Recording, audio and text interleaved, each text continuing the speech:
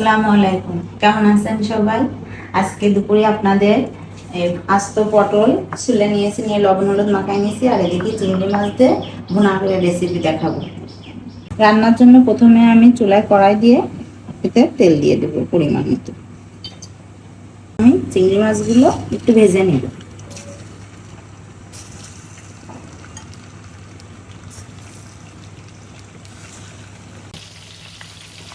আমার অনেকটা ভাজা হয়ে গেছে, এবার উল্টাই দিব আর একটু।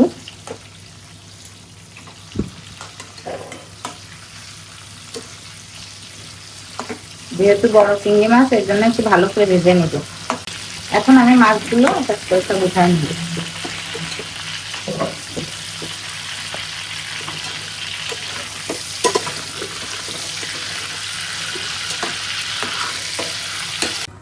মাছ ভেজে নেওয়া হয়ে যাওয়ার পরে আমি একটা ফ্রাই প্যানে পটল ভেজে নিব, তাই তেল দিয়ে দিলাম।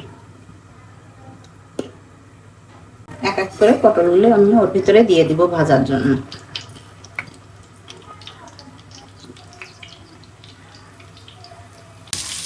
এখন আমি এক এক করে পটলগুলো উল্টাই দিব, দিয়ে ওই পিঠটাও ভেজে নিব।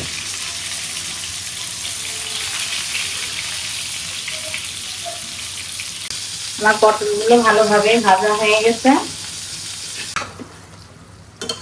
এই যে মশলার ভিতরে পটল দিয়ে দিলাম, দিয়ে একটু ভালোভাবে নাড়াচাড়া করে নিব।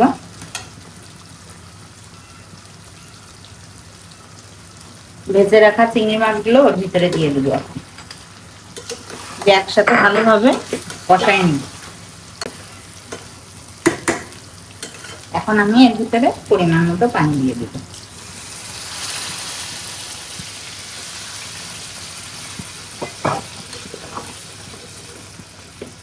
স্বাদটা বাড়ানোর জন্য একটু পরিমাণে চিনি দিয়ে দিব।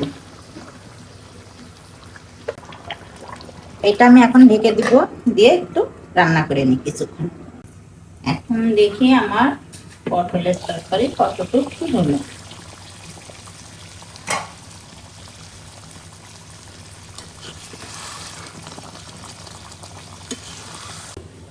এখন দেখি কতটুকু। এখন পুরো আমার রসালো পটল চিংড়ি রেসিপি কমপ্লিট।